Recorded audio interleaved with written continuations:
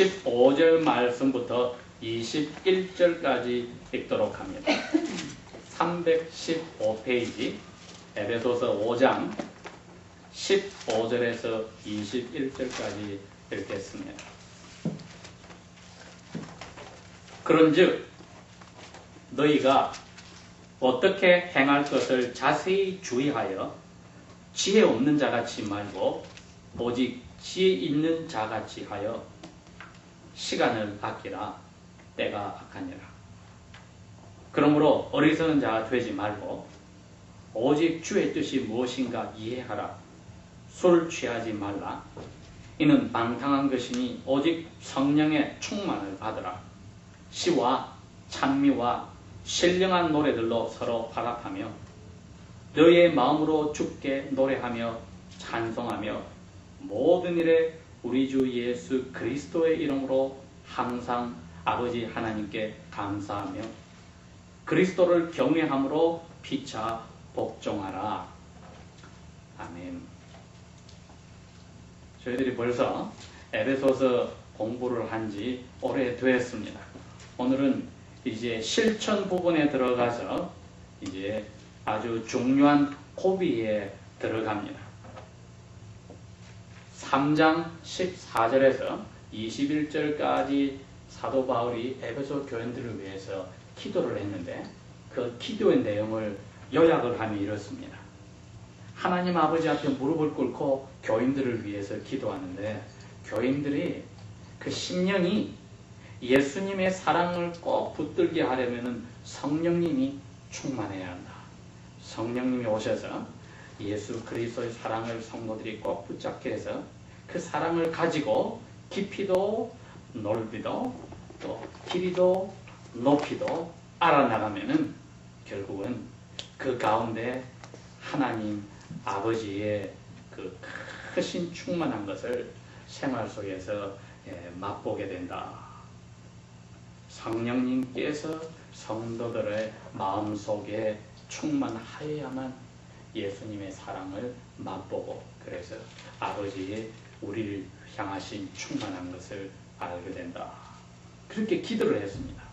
그랬기 때문에 그 기도를 들은 그 아버지께서 분명히 그 기도에 대답을 하셔서 에베소 교인들이 성령의 충만함으로 살 수 있다고 믿기 때문에 4장, 5장, 6장 이 편지의 뒷부분은 이제 그 원리에 따라서 이렇게 살아라고 이야기를 했습니다.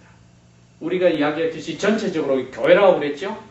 교회 개개인의 그 멤버들이 전체 교회를 하나 만들어 가는데 거기에 성령님이 오셔서 살면 아버지와 하나님이 살게 된다. 그래서 오늘은 이제 아버지의 은혜로 성령님이 우리 마음속에 충만하게 살게 된다면은 교인들이 모여서 예배하는 이 모습과 예배 후에 가정에 가서 사는 모습을 지금 오늘 이것으로 보여줍니다. 즉 우리가 어떻게 하나님의 아들, 딸로 살아야 할 것인가. 이게 제목이에요. 우리가 어떻게 하나님의 아들, 딸로 살아야 할 것인가. 혹은 우리가 어떻게 교회 멤버로 살아야 할 것인가. 답은 이겁니다. 예배함으로 살아야 한다. 예배함으로 우리가 삶을 살아야 한다. 이게 무슨 이야기인가? 하나님이 아담과 그의 아내를 만들었단 말은 하나님의 모습을 닮은 사람을 이 세상에서 천사도 만들지 않고 동물들도 새들도 물고기들도 파충류도 만들지 않고 사람만 하나님의 형상을 닮아서 만들어서 하나님하고 교제를 하고 살겠다는 것이 성경에서는 되어 있습니다. 그게 예배입니다. 예배란 하나님하고 우리가 사귀는 겁니다. 하나님이 이야기하고 우리가 이야기하고 여러분이 결혼 전에 데이트를 하신 분들이 바로 그겁니다. 한쪽만 이야기하고 한쪽만 듣고 있다면 그건 데이트가 제대로 되지 않아요. 한쪽이 이야기하고 한쪽이 듣고 거기에 또 이야기하고 서로 들어주려고 하고 이야기하려고 하고 그러한 교제가 이루어지는 것이 왜 그랬을까 했더니 하나님이 사람을 만들 때 그런 교제를 하게 만들었기 때문에 그것을 성경에서 예배라고 합니다. 그러니 예배는 무슨 거창한 게 아니고 하나님과 그의 자녀들이 서로 교제를 하는 겁니다. 특별히 예배하는 날을 주일을 만들어 주셔서 저희들이 주일날 예배를 하는데 예배가 끝나고 예배당 밖을 나서서 헤어지면은 그럼 예배가 없어지느냐? 천만. 이제는 돌아가서 가정에서 또 예배가 이루어지는 겁니다. 즉 가족원끼리 아내와 남편과 부모와 자녀들과 그 당시에는 나중에 6장에 가면 나오지만은 주인들과 그 집에 일하는 노예와 종들 사이 이 세 가지 관계가 교제가 예배입니다. 그러니 하나님의 자녀들은 예배라고 하는 그 테두리를 떠나서는 생활이 없습니다. 그 중심에 예배를 예배답게 하고 생활에서 나타내는 중심에 뭐가 있느냐면 하나님이 있는데 그 하나님이 우리에게 예배할 수 있도록 성령님으로 찾아오셨다. 술 취하면은 술의 지배를 받습니다. 성령님께 충만함을 받으면은 성령님의 지배를 받습니다. 즉 참된 예배는 우리가 어떻게 성령님께 충만하게 되느냐에 따라서 이루어집니다. 성령의 충만을 원치 않으면은 예배는 재미가 없고 졸음이 오고 딴 생각이 오고 마음속에 응어리진 것이 그대로 남아있고 불평, 불만이 그대로 남아있고 기쁨과 평화와 깨끗한 마음은 없습니다. 남을 깔보고 시기하고 질투하고 불평한 쓴뿌리는 그대로 남아있을 때 성령님이 충만하지 않기 때문에 용서가 없는 겁니다. 그러니 그러한 마음은 당연히 예배하는 마음이 아니더라. 그래서 오늘 이 15절에서 21절은 하나님이 약속한 성령님이 교회의 멤버들의 마음속에 오면은 그분들이 모인 예배가 성령 충만한 사람들이 모인 예배는 이렇더라. 여기 있습니다. 19절에 시와 찬미와 성령의 노래로 서로 주고 앉는다. 마음으로부터 주님께 노래하고 찬송한다. 여러분, 예배가 이겁니다. 찬송과 가사가 시편을 보면은 두 가지 내용입니다. 하나는 하나님께 하는 시편이 있고 하나는 성도들을 향한 시편이 있습니다. 그러니 예배는 하나님을 향한 교제가 있고 성도들이 그 예배 속의 찬송을 통해서 자기들이 하나님 앞에서 받은 은혜를 서로가 나눠주는 자리가 있더라. 이게 서로 화답한다는 뜻입니다.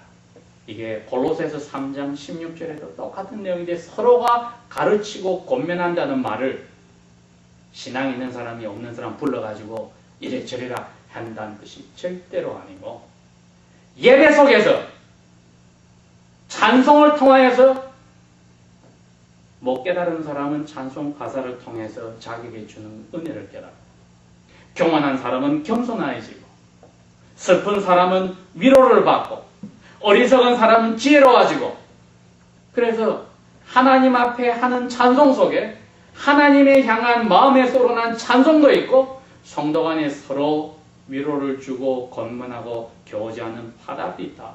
그 세 가지 종류의 찬송이 19절의 시편과 찬송과 성령님이 주시는 새로운 노래들이 서로 화답함으로 마음에서 일어난다. 이게 예배입니다.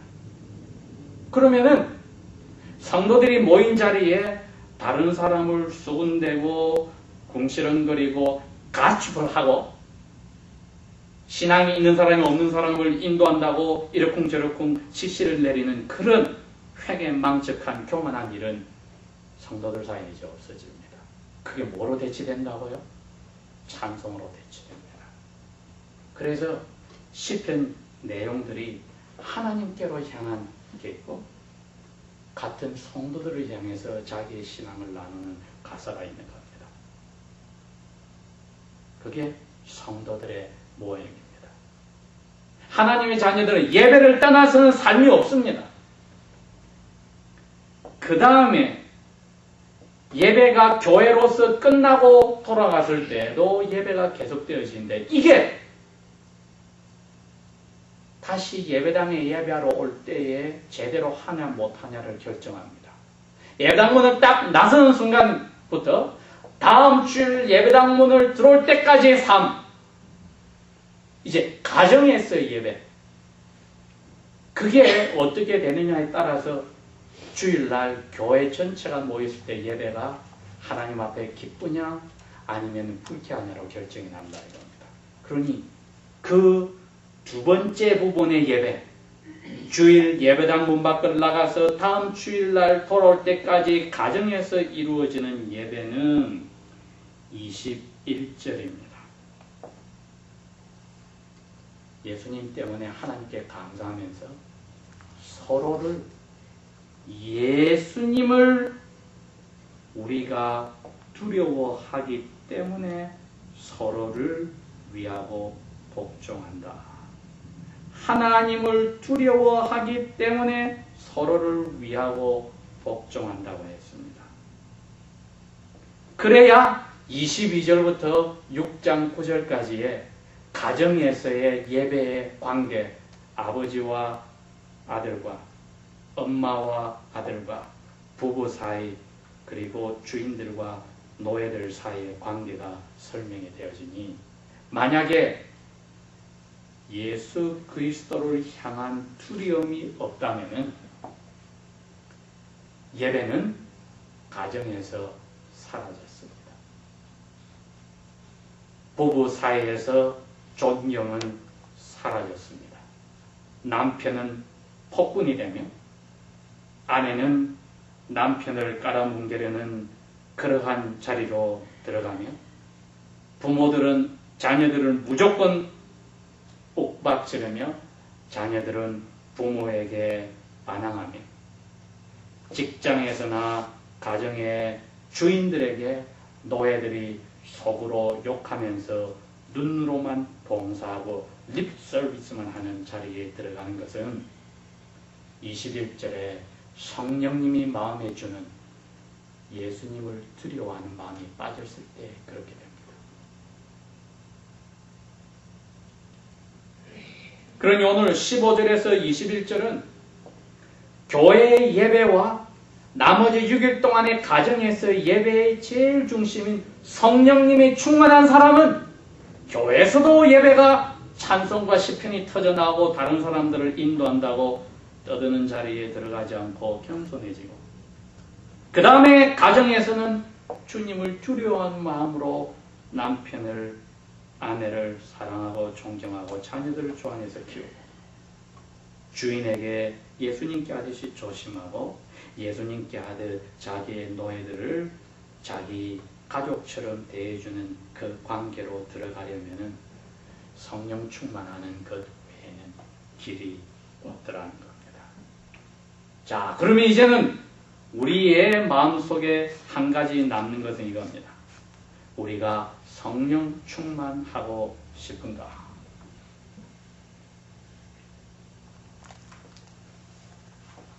지난 주일날 저희들이 공부한 것 중에 5장 5절에 이렇게 되어 있었습니다. 욕심을 내는 자, 5절 중간에 이 사람은 우상 숭배자다. 왜 이 말이 나왔냐면은 3장 14절에서 21절의 기도는 성령 충만한 사람은 자기 욕심대로 살지 못하기 때문에 그래서 예배하는 사람은 자기 욕심대로 살지 못하니까 5장 1절에서 14절에 예배하지 못하는 너희들이 예수 믿기 전에 삶, 우상숭배, 자기 욕심대로 사는 삶에서 돌아서서 예배하는 사람이 되려면 성령 충만하는 길 외에는 없다. 성령 충만하면은 예배가 예배다워지고 가정에서의 모든 관계가 예배로서 만들어지는데 성령 충만한 사람만이 예수님을, 하나님 아버지를 두려워하게 된다. 여러분, 그러니 자기의 욕심에 붙잡힌 저희들의 삶이 지금까지에 있었다면은 오늘부터는 이 한 가지를 간절히 하나님 아버지 앞에 부탁해야 할 게, 아버지, 저는 아버지의 성령으로 아들이 되고 딸이 되었지만은 성령 충만의 맛을 보지 못하고 살았기에 아직까지 내 욕심에 끌려 있습니다. 그래서 예배다운 예배를 교회당에서 교인들이 모여서도 하지 못하고 가정에서도 하지 못하는 인간관계가 엉망입니다. 성령님이 오신 것으로 충분하지 않고 나는 성령님이 술 취하듯이 마음에 충만하게 하여 주십시오. 예수님이 그래서 이야기한 겁니다. 얘들아, 너희 육신의 아버지도 자녀들이 좋은 것을 달라고 할 때, 생선을 달라고 할 때 정자를 주는 사람이 어딨냐? 하물며 하늘의 아버지께서 너희들이 간절히 좋은 것을 달라고 부르실 때 성령님을 충만하게 선물로 주지 않겠느냐. 그러니 성령 충만은 부르짖는 자에게 아버지께서 허락하시는 것이고, 자기의 욕심으로 고생을 해본 사람, 인간관계와 예배의 재미를 맛보지 못한 사람은 이 부르짖는 외에는 다른 길이 없습니다. 이것만이 하나님의 자녀들이 어떻게 살아야 하는 비결을 주는 유일한 길이니, 이제 남은 6일을 우리가 이 부르짖음을 통하여서 이전까지 그리스도의 삶에서 이제는 바뀌는 삶, 예배당 안팎에서, 교회당 안에서와 가정에서의 모든 관계가 하나님과 인간 사이에서 예배하는 관계로 가도록 합시다. 다 같이 기도하겠습니다. 아버지 하나님, 우리를 당신과 교제하고 예배하게 만들었는데 성령께 사로잡혀 충만을 구하는 대신에 우리 욕심에 사로잡혀 산 경험들이 있으면 그것 때문에 저희들이 어려운 자리에 들어갔던가 이 시간에 다 털어내 놓습니다. 성령께 붙잡혀 충만한 그 자리로 들어가서 아버지와 아들을 찬양하며 가족에서 예배 관계가 이루어지는, 아버지께서 우리를 처음으로 만드셨던 에덴 동산에서 놓쳐버린 그 자리 들어가도록 도와주십시오. 예수님의 이름으로 감사 기도합니다. 아멘.